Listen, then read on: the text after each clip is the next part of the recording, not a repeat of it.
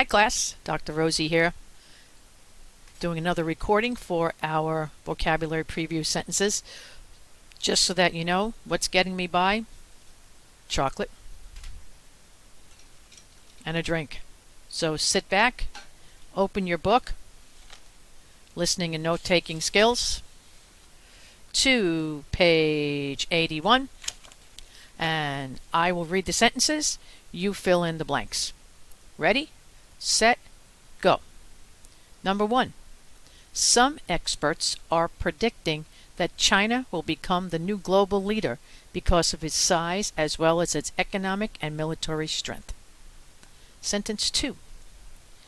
It seems very likely that the United States will remain very important globally, at least for the foreseeable future. Period. Number 3.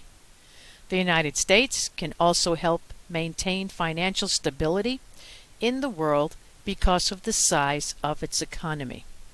Period. Number 4. I am describing hard power, that is, the threat or use of force. Period. Number 5. This force can be economic, which would include sanctions against trading with a country. Period. Number 6. For better or for worse, the United States has taken on the role of keeping a certain balance of power in many parts of the world. Period. Number 7.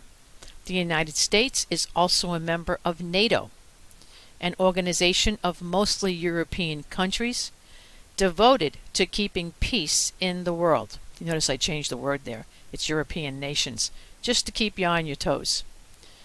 I'm going to read number 7 one more time. The United States is also a member of NATO, an organization of mostly European nations devoted to keeping peace in the world. Period. 8.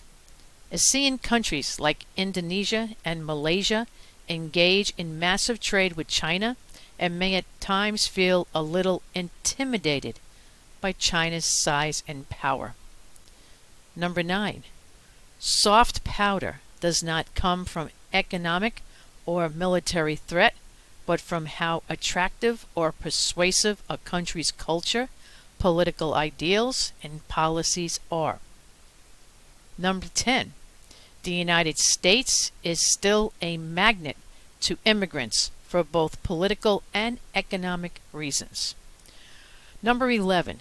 My goal today was to give you a framework for understanding some of what you learn in the media about U.S. economic, military, and political influence in the world today. Cheers! Now, go to the classroom and complete the quiz on Chapter 9, page 81, Vocabulary. Have a great day.